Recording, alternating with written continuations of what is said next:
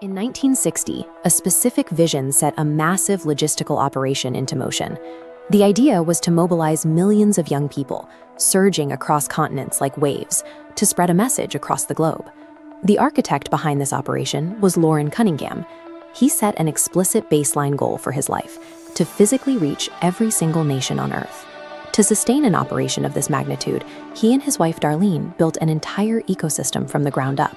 They mobilized 20,000 full-time volunteers and established the University of the Nations to train them. He successfully conquered the physical map.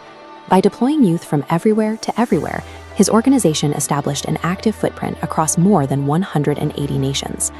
But the definition of reaching a nation evolved during a 1966 trip. A caravan of volunteers pulled into a small Mexican town. Their standard operating procedure at the time was straightforward.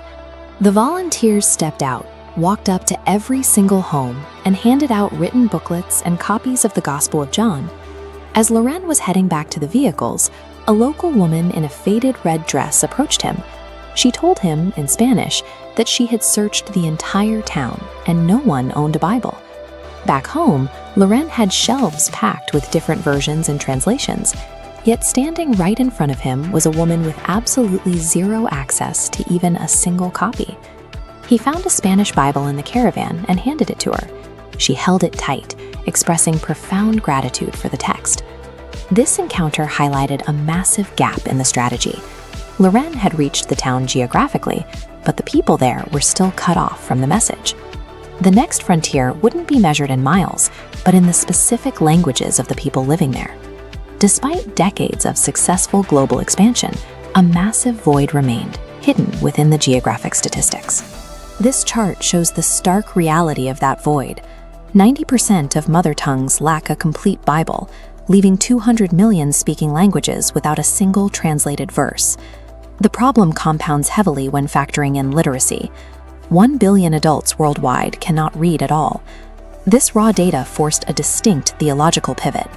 Loren noted that in the scriptures, God primarily speaks, and faith comes by hearing.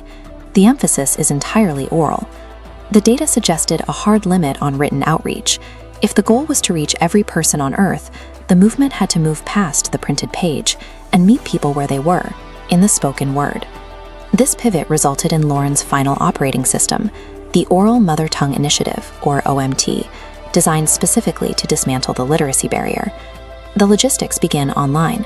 Volunteers log in to a central OMT database, search through the thousands of unreached languages, and officially adopt a specific dialect.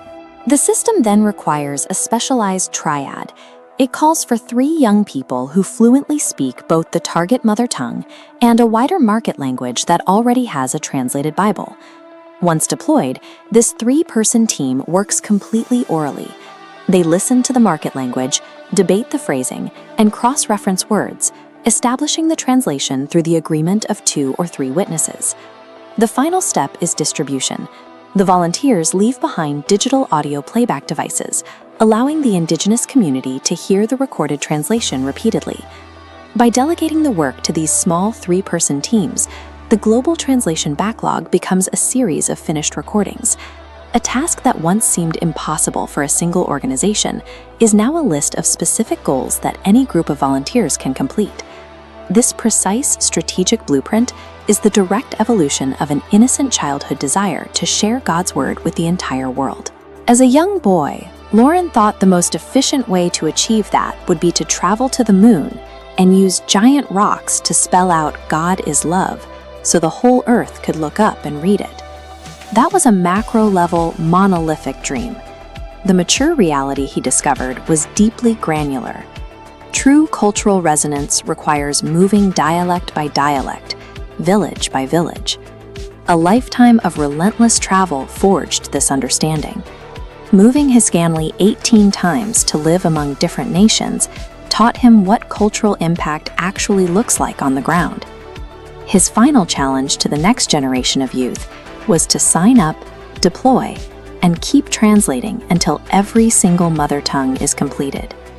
Ultimately, Loren Cunningham's legacy is found in the physical miles his volunteers traveled and the precise blueprint they follow today, ensuring that the message takes up permanent residence in the heart language of every human being.